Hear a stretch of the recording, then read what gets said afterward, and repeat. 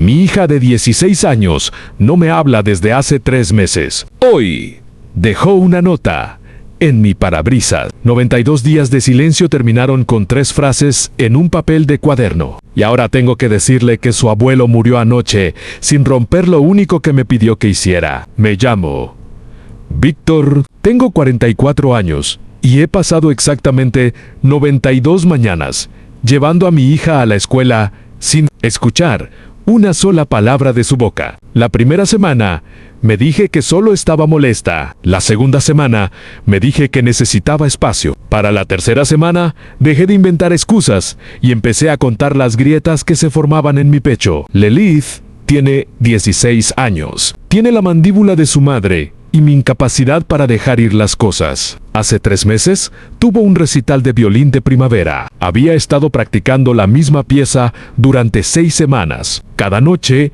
me sentaba en el sofá con mi computadora portátil mientras ella tocaba en su habitación, la melodía filtrándose a través de las paredes como un segundo latido. Ella nunca supo qué escuchaba. Yo nunca le dije que esperaba esa música cada noche, que las noches en que no practicaba se sentían mal, como si la casa hubiera olvidado cómo respirar. El recital fue un martes.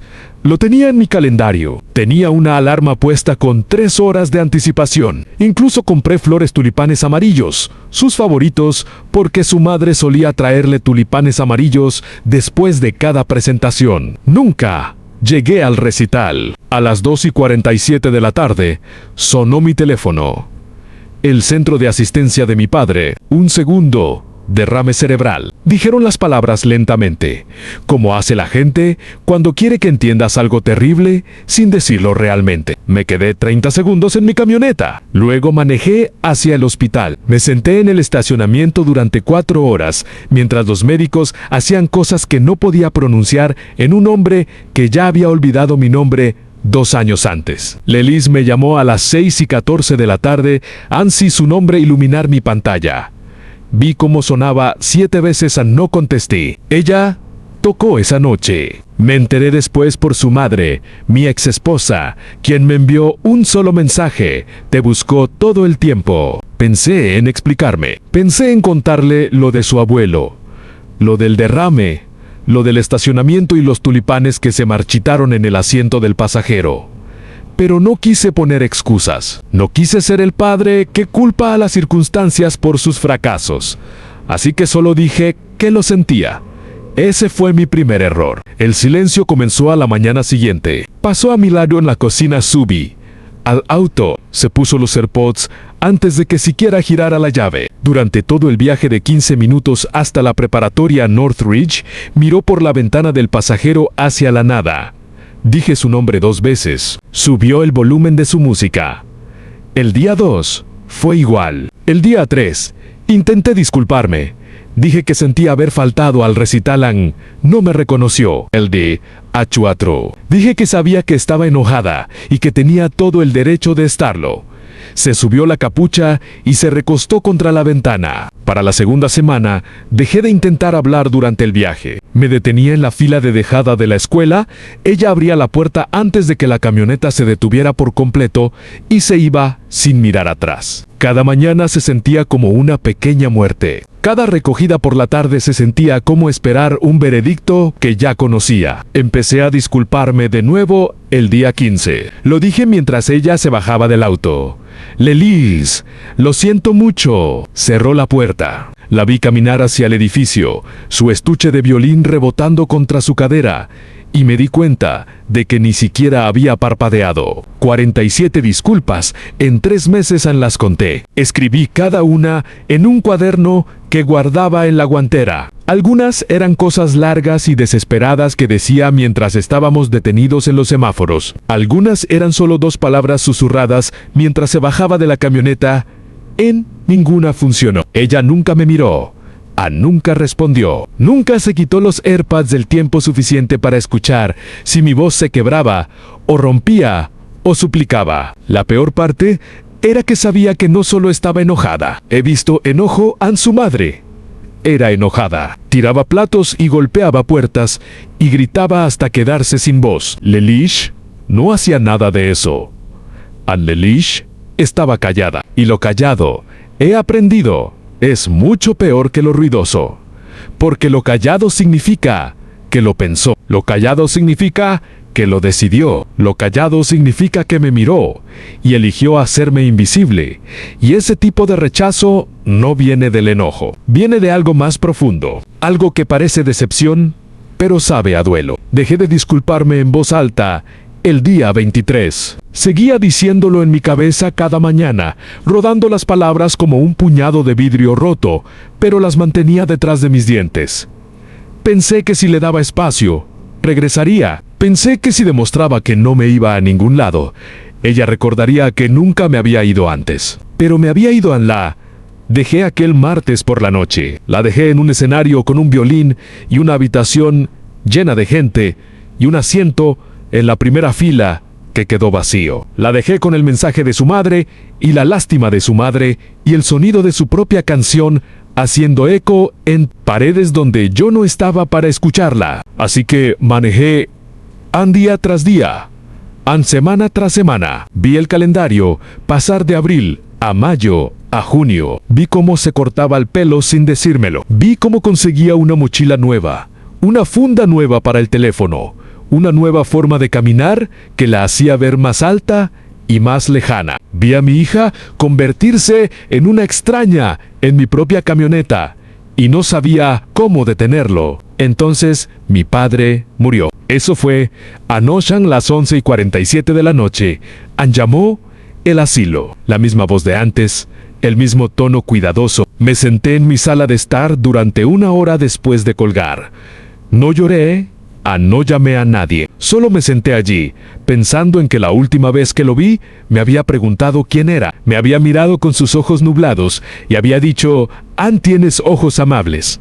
Joven, te conozco. Me quedé dormido en el sofá. Me desperté a las 6:15 de la mañana, como siempre, y fui por café, como siempre, y regresé a mi camioneta para encontrar un trozo de papel de cuaderno doblado debajo de mi limpia parabrisas. Por un segundo, pensé que era un anuncio, algún folleto inmobiliario o un cupón para un cambio de aceite. Casi lo tiro, pero algo me hizo desdoblarlo. Algo me hizo quedarme allí, en el estacionamiento de una gasolinera a las 6:47 de la mañana, sosteniendo un trozo de papel con la letra de mi hija en 3 frases. No te odio, papá. Solo tengo miedo de que desaparezcas como mamá. Deja de decir lo siento y solo quédate. Llevo 20 minutos sentado en mi camioneta. El café está frío. El papel está arrugado en mi regazo, y no sé cómo decirle que mi propio padre murió anoche sin hacerle pensar que yo también voy a desaparecer. Pero creo que finalmente sé cómo comenzar la conversación. Manejé a casa, sin comenzar la conversación. Me quedé sentado en mi entrada otros 15 minutos, con la nota todavía en la mano. El sol de la mañana subiendo sobre el techo de mi casa. Lele estaba adentro. Saldría en 30 minutos. Para ir a la escuela. 30 minutos para descubrir cómo decirle a tu hija de 16 años que su abuelo ha muerto sin romper lo único que te ha pedido, solo quédate. 3 meses de silencio y eso era lo que necesitaba. No más disculpas, no explicaciones, no flores, ni promesas, ni ninguna de las cosas que había estado ensayando en mi cabeza desde abril. Solo necesitaba que me quedara, y yo había estado tan ocupado tratando de ganarme el derecho a volver a su vida que no me había dado cuenta de que nunca me habían pedido que me fuera. Pensé en mi padre, en el hombre que era antes de que los derrames comenzaran a robarle pedazos. No era un hombre cálido, no abrazaba ni decía te quiero, ni iba a mis partidos de béisbol, pero se quedaba, trabajó el mismo trabajo durante 42 años. Llegaba a casa todas las noches a las 5:30, se sentaba a la cabecera de la mesa y me preguntaba por mi día y asentía mientras yo hablaba, incluso cuando podía notar que realmente no escuchaba.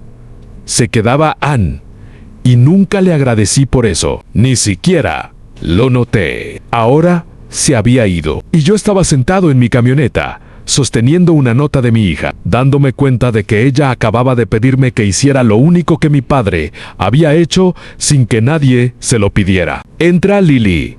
Estaba en la cocina, haciendo tostadas. Tenía puestos sus AirPods. como siempre. No levantó la vista cuando entré. No levantó la vista cuando me serví un vaso de agua. No levantó la vista cuando me paré a 2 metros de ella, observándola mientras untaba mantequilla sobre el pan con la precisión cuidadosa de alguien que había aprendido a estar sola en una habitación llena de gente. Saqué la nota de mi bolsillo. La puse en el mostrador entre nosotras. Ella la miró. Luego me miró a mí por primera vez en 92 días. Me miró.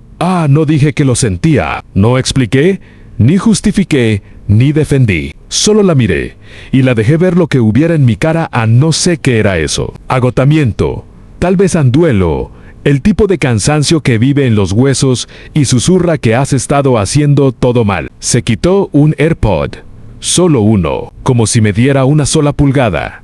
Y más vale que no pidiera una milla. Tu abuelo murió anoche, dije. Su mano se detuvo. El cuchillo de mantequilla flotó sobre la tostada. Me miró fijamente con los ojos de su madre, grandes y oscuros y llenos de algo que parecía miedo. Esperé, no llené el silencio. No me apresuré a consolarla ni a decirle que todo estaría bien, ni ninguna de las cosas que se supone que los padres deben decir. Solo me quedé allí, al otro lado del mostrador de la cocina, y me quedé. Tuvo un derrame.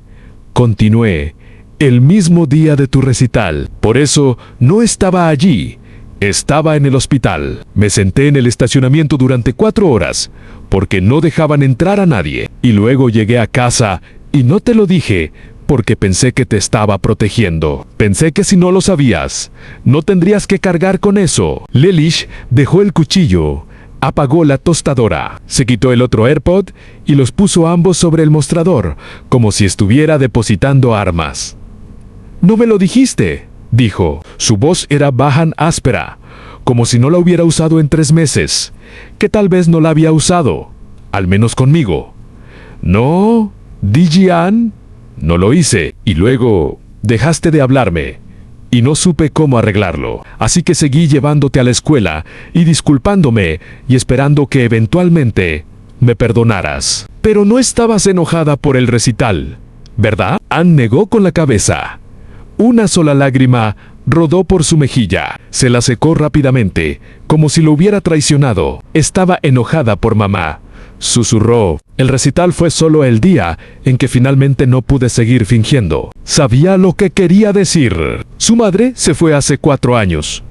No dramáticamente. No con una pelea, ni una nota, ni ninguna de las cosas que las películas te dicen que esperes. Solo comenzó a quedarse más tarde en el trabajo. Luego comenzó a quedarse a dormir en casa de su hermana. Luego un día regresó para empacar sus cosas, mientras Lily estaba en la escuela. Y se había ido antes de la cena, sin despedida, sin explicación. Solo un armario vacío y un mensaje de texto que decía: «Ya no puedo con esto». Lelys nunca había hablado de eso, ni una vez. Fue a terapia durante 6 meses, y luego dijo que ya no quería ir, y la dejé parar, porque no sabía cómo hacer que siguiera. Pensé que estaba bien.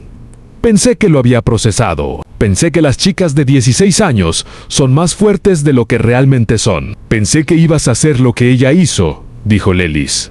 Pensé que si no te hablaba, no dolería tanto cuando te fueras. Y luego, seguiste apareciendo, todos los días. Seguiste llevándome a la escuela y recogiéndome y haciendo la cena, aunque yo no comía contigo. Y no supe cómo parar porque ya había estado callada tanto tiempo que decir algo se sentía imposible. Rodeé el mostrador, no la abracé, no la toqué. Solo me paré a su lado, lo suficientemente cerca para que sintiera mi presencia, lo suficientemente lejos para que pudiera alejarse si lo necesitaba. «No soy tu madre», dije. «No me voy a ningún lado, incluso cuando no me hablas, incluso cuando me odias, incluso cuando cometo errores y falto a cosas y fracaso en ser el padre que mereces. Voy a seguir aquí, a cada mañana, a cada noche. Voy a quedarme hasta que estés harta de que me quede». Lelys se rió. Fue un sonido húmedo y roto, mitad llanto y mitad otra cosa. «Ya estoy harta de ti», dijo, pero se recostó en mi hombro. «Solo un poco. solo lo suficiente para que pudiera sentir su calor a través de mi camisa. Nos quedamos así durante mucho tiempo. La tostada se enfrió. El sol subió más alto. En algún lugar afuera, un pájaro seguía cantando las mismas 3 notas una y otra vez, como si intentara enseñarle al mundo una canción que había olvidado. «Quiero ir al funeral», dijo Lelis finalmente. «Está bien, quiero tocar mi violín». Para él, al nunca toqué para alguien que realmente se quedó. Se me cerró la garganta. Asentí. No confié en mi voz para hablar a Lelis. Se apartó, recogió sus AirPods y se los metió en el bolsillo en lugar de en los oídos. Miró la nota en el mostrador.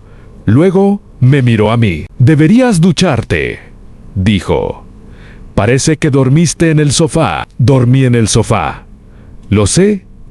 Te oí llorar. No me había dado cuenta de que había estado llorando. No me había dado cuenta de que ella había estado escuchando. Salimos para la escuela 10 minutos tarde. Lelis no se puso los AirPods. Se sentó en el asiento del pasajero con su estuche de violín entre los pies y miró por la ventana, pero esta vez miraba algo en lugar de mirar hacia otro lado a los árboles, el cielo a los otros autos, llenos de otros padres y otros niños que estaban aprendiendo. A su manera, que quedarse es más difícil que irse, pero mucho más importante. Cuando me detuve en la fila de dejada, no saltó antes de que la camioneta se detuviera.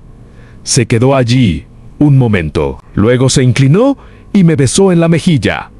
Rápido y torpe, como hacen los adolescentes cuando están avergonzados por lo mucho que quieren a alguien. «Te veo a la salida», dijo. 3:15. Dije, «Estaré aquí, Ann». Salió de la camioneta. Caminó hacia la escuela. A mitad de camino, hacia la puerta, se dio la vuelta. Me miró a través del parabrisas y sonrió. Era una sonrisa pequeña y frágil, y no duró mucho, pero era real. Era lo primero real que me había dado en 3 meses. La vi desaparecer dentro del edificio. Luego me quedé en la fila de dejada demasiado tiempo, hasta que un auto detrás de mí tocó la bocina. Y me alejé. Manejé hasta la funeraria para hacer los arreglos para mi padre. Llamé a mi hermana para decirle que se había ido. Lloré en el estacionamiento durante 10 minutos y luego entré e hice lo que había que hacer. Esa noche, Leli bajó las escaleras con su violín. Se sentó en el sofá. Frente a mí tocó la pieza que había estado practicando para el recital, la que nunca pude escuchar. Las notas llenaron la sala como luz a través de una ventana, y cerré los ojos y escuché como siempre había escuchado, a través de las paredes, desde la distancia, con miedo de que supiera cuánto necesitaba ese sonido. Cuando terminó, me miró. «¿Lo escuchaste?», preguntó. «Lo escuché», dije. «Bien», dijo Ann, «porque voy a tocarlo otra vez mañana y al día siguiente y vas a estar aquí para todos ellos». Asentí. No dije que lo sentía, no prometí hacerlo. Mejor solo me quedé. Y por primera vez en 92 días, eso fue suficiente.